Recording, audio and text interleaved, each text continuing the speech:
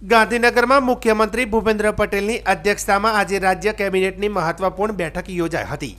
બેઠક દરમિયાન રાજ્ય સરકારના નવા પ્રવક્તા મંત્રીઓની જાહેરાત કરવામાં આવી છે।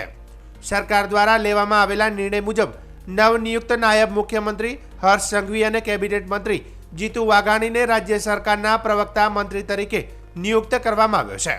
હવે રાજ્ય સરકારની વિવિધ યોજનાઓ, નિર્ણયો અને નીતિઓ અંગે મીડિયા સમક્ષ માહિતી આપવાનો જવાબદાર વહીવટ આ બંને મંત્રીઓને સોંપવામાં આવ્યું છે। બેઠક દરમિયાન રાજ્યમાં તાજેતરમાં પડેલા કમોસમી વરસાદની પરિસ્થિતિની પણ સમીક્ષા કરવામાં આવી હતી। ખેડૂતોને થયેલા નુકસાનની વિગતવાર ચર્ચા સાથે વળતર સહાય અંગે ચર્ચા અને નિર્ણય પ્રક્રિયા હાથ ધરવામાં આવી છે। તે ઉપરાંત આગામી 31 ઓક્ટોબરે કેવડિયા ખાતે યોજાનારી એકતા દિવસ એટલે કે રાષ્ટ્રીય એકતા દિનની ઉજવણીને લઈને તૈયારીઓની સમીક્ષા પણ કેબિનેટ બેઠકમાં કરવામાં આવી હતી। રાજ્યના તમામ વિભાગો દ્વારા કાર્યક્રમ સફળ બનાવવા માટે જરૂરી વ્યવસ્થાઓ અંગે ચર્ચા યોજાઈ હતી। આ બેઠકમાં મુખ્યમંત્રી ભૂપેન્દ્ર પટેલ સાથે નાયબ મુખ્યમંત્રી હર્ષ સંઘવી, જીતુ વાઘાણી સહિત તમામ કેબિનેટ મંત્રીઓ ઉપસ્થિત રહ્યા હતા।